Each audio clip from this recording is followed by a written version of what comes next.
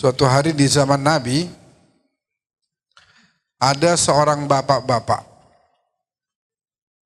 Dia kerja untuk menghidupkan dirinya dan istrinya yang udah tua. Anaknya udah pada tua, udah gede-gede, udah pada nikah, udah pada rumah masing-masing. Singkat cerita, dia udah gak mampu lagi bekerja. Akhirnya dia datang ke rumah salah seorang anaknya. Dia ketok pintunya, pas masuk, yang bukain pintu mantunya gak taunya. Mana laki ente kemana? Oh gak ada, lagi pergi. Oh yaudah, Anda mau tanya dong, biasanya laki ente naruh duit di mana? Tuh di situ tuh di lemari. Ntar bilangin sama dia, saya ngambil nih sekian, bakal saya makan sama bini saya, sama ibunya dia nih. Saya nggak ngambil banyak, cuma segini doang buat makan. Hari ini saya nggak punya uang, mau makan nggak ada uang. Jadi tolong bilangin sama anak saya ngambil duit ya, oke? Datang itu anak, bininya bilang, tadi bapakmu kesini nyari kamu nggak ada. Terus kenapa? Terus dia nanya naruh duit di mana? Saya bilang di lemari.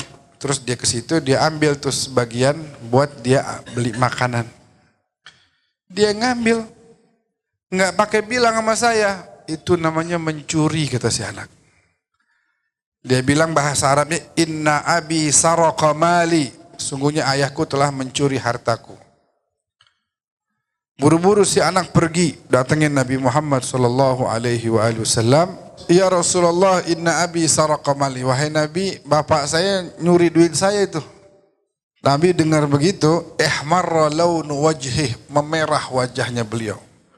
Kemudian beliau suruh Anas, Anas panggil bapaknya dia nih, panggil suruh kemari. Di jalan, si bapak ketakutan, kenapa nih? Ada apa ya? Anakmu datang tadi ngadu, kamu habis nyuri duitnya tadi ya? Ya Allah. Jadi dianggap curi itu. Nah, si bapak di jalan tuh ngomong dalam hati. Panjang bait syair. Rabbaituka tiflan, saya didik kamu dari kamu masih baru lahir. Saya serahkan seluruh yang saya miliki. Kekuatan saya, waktu saya, tenaga, uang, semuanya buat kamu. Sampai kamu udah gede sekarang, saya tiba ngambil bakal makan doang sekali. Dibilang mencuri. Itu dia ngomong tuh dalam hatinya dia. Begitu datang sampai ke Rasulullah, Rasulullah langsung bilang, yang tadi kamu bilang selama di jalan, sekarang ungkapkan depan anakmu. Nabi tahu tuh, bahwa si bapak ngomong dalam hati. Ngomong. Diulangin sama si bapak. Yang tadi tuh, saya dari kamu kecil, saya udah serahin semua yang saya miliki. Sakit pun saya lupain sakit saya. Yang penting saya kerja biar kamu bisa makan enak, begini. Puluhan tahun berlalu seperti itu.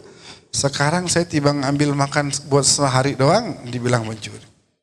Fa'akhadha, Nabi gimana tuh? Nabi saking tegasnya tuh hari, Nabi pegang baju tuh anak muda.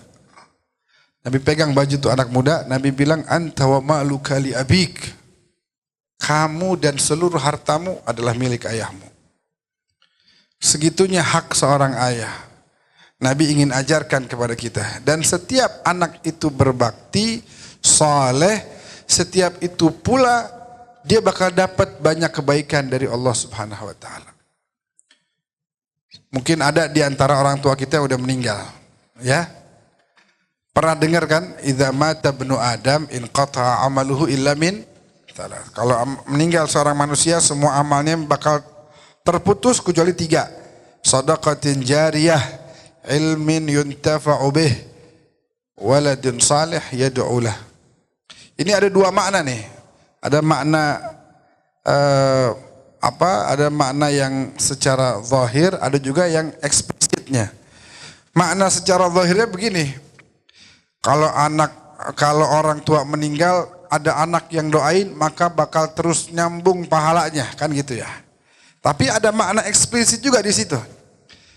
Itu menjadi berita bahwasanya tidaklah seorang anak mendoakan orang tuanya kecuali berarti itu anak adalah anak soleh. Kalau ada anak nggak doain orang tuanya, tuh anak badar berarti. Bangor. susah dibilangin. Bacain Fatihah, kalau ada waktu malam Jumat bacain Yasin ya. Bacain apa lagi? Tahlil. Sedekah, kalau ada duit rada banyakan dikit, keluarin dikit. Niatin, ya Rob, ini pahalanya bakal orang tua saya. Jadi makna eksplisitnya adalah kalau anak nggak doain orang tua, tuh anak toleh namanya bahasa Arabnya, nakal, bandel. Kalau anak doain orang tua berarti itu anak soleh. Itu makna dari hadis yang kita biasa baca gitu ya.